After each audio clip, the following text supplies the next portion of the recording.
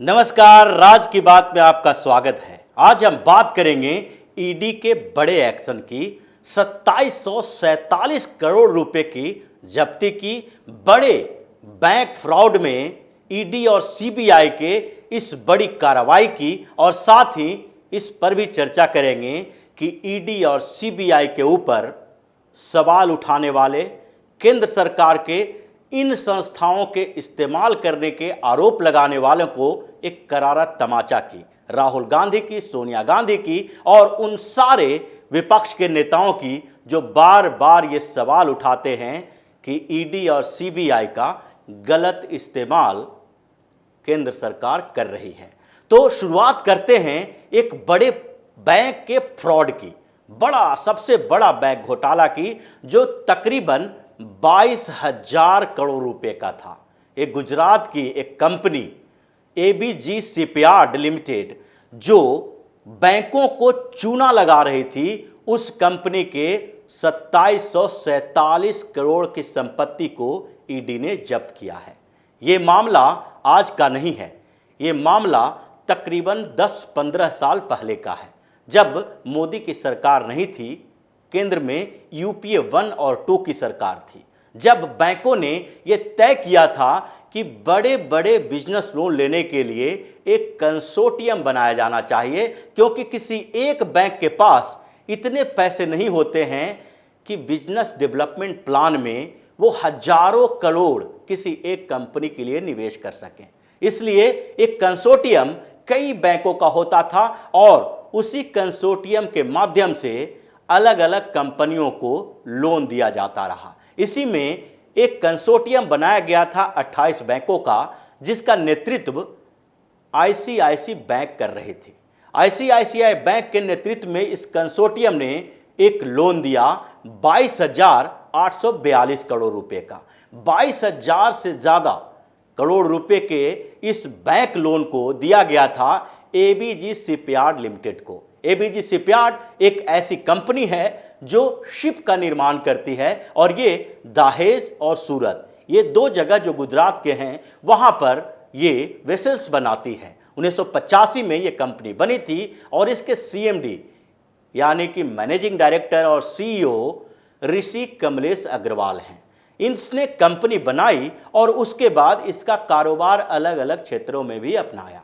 पहले ये 1985 से अब तक लगभग 165 वेसल बना चुकी है और उसके अलावा एग्रीकल्चर इंडस्ट्री में भी इसका हस्तक्षेप है। कई दूसरे फार्म हाउस, एग्रीकल्चर इंडस्ट्री और दूसरे कई उद्योग में भी इनका कहीं न कहीं से इन्वेस्टमेंट है। ये कंपनी धीरे धीरे चल रही थी और शिप बनाने का काम कर रही थी, लेकिन इसने बैंकों का लोन भी उसी स्तर पर लिया था। 2005 से 2010 तक इन बैंकों से उसने अप्लाई किया कि हमें अपने बिजनेस डेवलपमेंट के लिए एक बड़ा लोन की जरूरत है। आईसीआईसीआई बैंक इसके लिए आगे बढ़ी और उसने कंसोर्टियम बनाया करीब करीब 28 बैंकों का। 28 बैंकों के इस कंसोर्टियम ने एबीजी शिपयार्ड को 22,842 करोड़ रुपए का लोन दिया। इस लोन में आईसीआईसीआई के 7,089 करोड़, एसबीआई के 2,925 करोड़,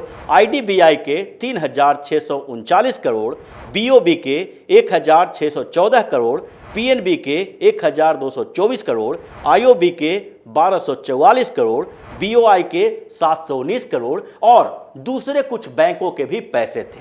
यानी कि लगभग देखा जाए तो 2,900 करोड़ रुपया एसबीआई का भी इसमें लगा हुआ था। लेकिन 2005 से 10 तक जो ये लोन लिया गया, उसको धीरे धीरे बैंकों को लौटाने के बदले इस कंपनी ने फंड को डाइवर्ट करना शुरू कर दिया। दूसरे अपने छोटे छोटे कंपनियां, जिसको शेल कंपनी भी कही जा सकती है, उसमें कंपनी का पैसा ट्रांसफर किया और दूसरी तरफ कंपनी को भी कुछ कॉन्ट्रैक्ट जो नहीं मिल पाए थे उससे घाटा लगा। उसमें एक ग्लोबल स्तर पर रिसेशन का भी असर था, लेकिन ये जो पैसा देना था उसमें गड़बड़ियां तो हो रही थी। और जब सारे बैंकों ने उस कंपनी के ऊपर दबाव डालना शुरू किया तो 2016 तक उसने कोई इस बात का जिक्र नहीं किया कि हम ये पैसा लौटाएंगे।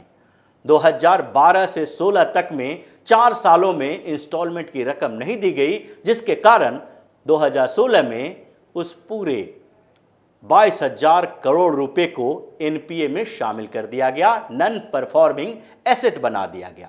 अब ये नॉन परफॉर्मिंग एसेट होने के बाद जब एबीजी शिपयार्ड इस मामले को देखी तो उसे लगने लगा कि अब हमें पैसा वसूल किया जाना लगेगा, और ऐसी स्थिति में जब उसे पैसा वसूल करने का डर हुआ तो उसने अपनी कुछ कंपनियों को दिवालिया घोषित करना शुरू किया और साथ ही बड़ा नुकसान दिखाने की कोशिश की। इसके बाद एसबीआई आगे आए, उसने सारे बैंकों को इकट्ठा किया और बात की कि अब इसकी फॉरेंसिक ऑडिट होनी चाहिए। फॉरेंसिक ऑडिट करवाई गई और फिर एक बड़े मामले सामने आए कि किस तरह एबीजी शिपयार्ड, ऋषि अग्रवाल ने मिलकर ये पूरा बड़ा साजिश रची है और बड़ा घोटाला किया है। 22,000 करोड़ का फ्रॉड कोई सामान्य फ्रॉड नहीं है, इससे कई बैंक के दिवालिया निकल सकते हैं और कई बड़े बड़े बिजनेस घराने खड़े हो सकते हैं।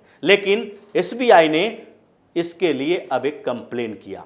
कंप्लेन में सीबीआई को लिखा गया कि इस कंपनी ने बड़ा घोटाला किया है और इसकी जांच सीबीआई को की जानी चाहिए। 2019 में एसबीआई ने सीबीआई को कंप्लेन किया और उस कंप्लेन में ऋषि अग्रवाल के बारे में, एबीजी शिपयार्ड के बारे में और एबीजी इंटरनेशनल प्राइवेट लिमिटेड के बारे में भी कंप्लेन की गई। उसके बाद सीबीआई ने इंक्वायरी शुरू की और 2019 में एक एफआईआर दर्ज किया। दर्ज में ये सामने आया कि इसमें फ्रॉड तो हुआ है, लेकिन अभी केस दर्ज करने की स्थिति नहीं है। 2020 में एक और केस दर्ज किया गया और फिर फरवरी 2022 में जब सीबीआई को सारे पुख्ता सबूत मिल गए तो उसने ऋषि अग्रवाल और एबीजी शिपयार्ड दोनों के खिलाफ मामला दर्ज किया, केस दर्ज की और फिर ऋषि अग्रवाल को गिरफ्तार किया गया। लेकिन इस मामले में इतना बड़ा घोटाला हुआ था, मनी लॉन्ड्रिंग के मामले सामने आने लगे थे, इसके कारण अब सीबीआई को इसमें ईडी की एंट्री करवानी थी। इसलिए ईडी को भी इसकी शिकायत की गई और फिर ईडी ने इस पूरे मनी लॉन्ड्रिंग के मामले की खोजबीन शुरू की और अब इस मामले में ईडी ने एक बड़ी कार्रवाई की है।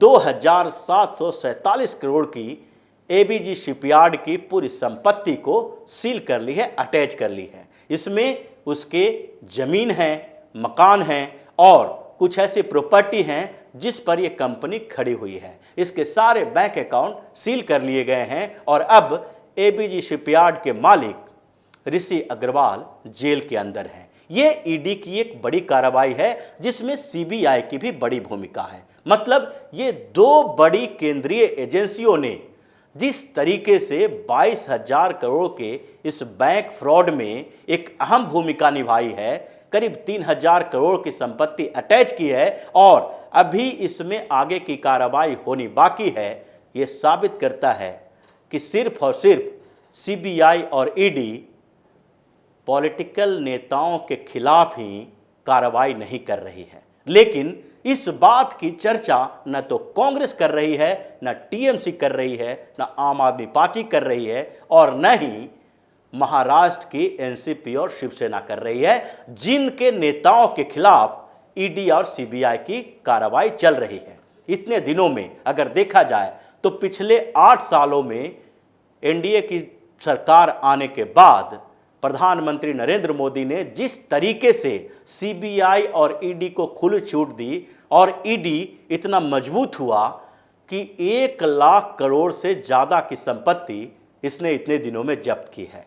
इसमें पॉलिटिकल लीडर्स की भी संपत्ति है और नेताओं के खिलाफ भी कार्रवाई हुई है। इस बीच एक रिपोर्ट, जो इन्वेस्टिगेशन रिपोर्ट आई थी, उस रिपोर्ट में कहा गया था कि पिछले 8 सालों में 114 पॉलिटिकल लीडर्स के खिलाफ ईडी ने कार्रवाई की है, सीबीआई ने कार्रवाई की है और वो कार्रवाई जो की गई है उसमें कई पुख्ता सबूत मिले हैं कि इन कार्रवाइयों में जिन नेताओं के घर पे छापे पड़े हैं वहां पर लाखों करोड़ों की रकम मिली है।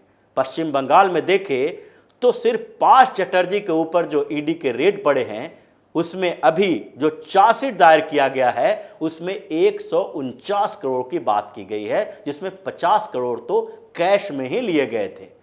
उसी तरह से दूसरे कैटल स्मगलिंग केस में जो अनुव्रत मंडल फंसे हैं, उनके घर भी छापेमारी में पैसे मिले, नवाब मलिक के घर में भी, संजय राउत के घर में भी, और ऐसे 9 से साउथ इंडिया तक कई ऐसे पॉलिटिकल लीडर हैं जिनके घरों पे छापेमारी की गई है, जिनको ईडी फ्रेम करना चाहती है, जो मनी लॉन्ड्रिंग के केस में फंसे हैं। उसमें आम आदमी पार्टी के नेता सत्येंद्र जैन, अमानतुल्लाह खान भी हैं, तो दूसरी तरफ टीएमसी के लीडर भी हैं, शिवसेना के लीडर भी हैं, और कांग्रेस के अध्यक्ष सोनिया गांधी और युवराज राहुल गांधी भी मनी लॉन्ड्रिंग के मामले में फंसे हैं। इसलिए बौखलाहट इन सारी विपक्षी पार्टियों को है। ये नहीं बताते हैं कि ईडी ने दूसरी कार्रवाई क्या की, ईडी ने किन बिजनेसमैन के, किन बैंकों के फ्रॉड को सामने लाया, जबकि 2010 तक ये जो कंपनी फ्रॉड कर रही थी, चाहे इसके अलावा पीएनबी का घोटाला हो 10,000 करोड़ का, जो भी यूपीए के समय में सामने आया था, वो सारे उद्घाटन अभी हो रहे हैं, जिसमें कोई पॉलिटिकल लीडर नहीं फंसा हुआ है, बल्कि बिजनेसमैन फंसा हुआ है। चाहे विजय माल्या हो या नीरव मोदी हो, ये सारे के सारे यूपीए के समय में किए गए घोटाले थे, जिसे अब मोदी सरकार सामने ला रही है। लेकिन अभी भी राहुल गांधी सड़कों पर उतरते हैं और हंगामा करते हैं, तो बोलते हैं कि ईडी और सीबीआई का गलत इस्तेमाल मोदी सरकार कर रही है। ममता बनर्जी भी वही सुर अपनाते हैं, और आजकल अरविंद केजरीवाल भी बार बार मोदी सरकार पर इन दोनों केंद्रीय एजेंसियों के गलत उपयोग का आरोप लगा रहे हैं। लेकिन जिस तरीके से ईडी और सीबीआई ने कार्रवाइयां की है, पूरे देश में एक ऐसा माहौल और डर का माहौल क्रिएट किया है कि अगर तुमने कोई फ्रॉड किया, मनी लॉन्ड्रिंग की, हवाला का कारोबार किया, तो तुम्हारे घर सीबीआई और ईडी पहुंचेगी और तुम बच नहीं पाओगे। यही इस सरकार की सफलता है और विपक्ष के मुंह पर एक करारा तमाचा भी है। तो इसी तरह की खबरों के साथ फिर से हाजिर होंगे। तब तक के लिए बने रहिए हमारे साथ और देते रहिए हमें सहयोग, ताकि इसी तरह की खबर हम आपके लिए लाते रहें। धन्यवाद।